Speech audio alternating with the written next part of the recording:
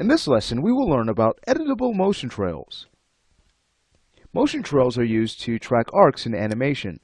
It's one of those principles that help us to really push our work to another level and create something very appealing, entertaining to watch. And what's great about Maya is that it allows us to edit our animation directly from the motion trail it generates. Let's have a look at how this works. What we'll do is go ahead and jump to our perspective view. From there, let's go to the Show menu, and we'll turn on NURBS Curves. Now let's go ahead and grab the Character Center of Gravity control. We'll go to Animate, Create Editable Motion Trail, and we'll have a look at the option box. Keep in mind that the same options can be accessed from the channel box, so I'm just coming here to reset the settings again so yours match mine, and we can now choose Create Motion Trail. Now where is it? We've made it, right? Let's go to the Show menu and make sure that we have Motion Trails checked. Alright, sweet. So there it is. Again, this shows us the trajectory of the animated object.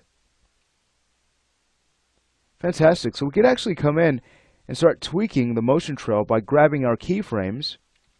Then we can grab our Move tool and take a look. In a matter of seconds, we're able to tweak the animation. So watch this. Let's go ahead and move to about frame 101. Let's say we go ahead and take this keyframe and we'll bring it up just a bit. And then we can take the following key on 104 and we can go ahead and drop that just a little bit so we can start to improve our arc. Nice. And then we could take this a step further. If we wanted to, we can turn on tangency. How cool is that? So right underneath increment, let's go ahead and turn on our in and out tangents. We'll highlight both channels and we'll set the value to 1. Now we can marquee select to grab either half of the tangent handle.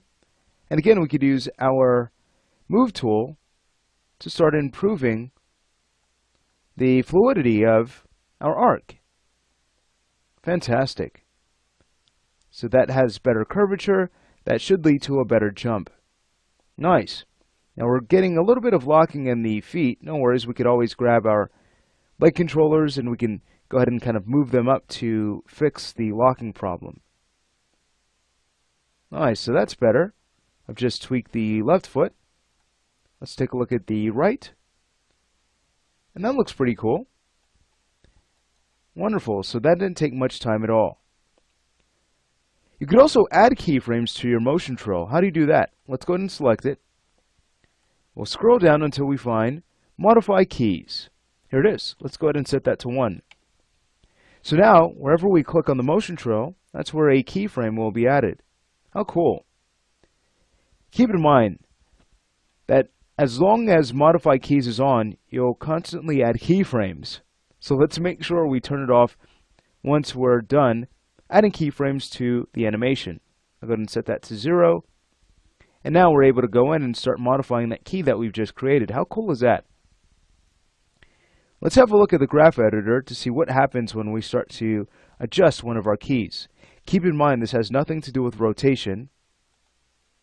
That should be straightforward enough, but I just wanted to point that out to you.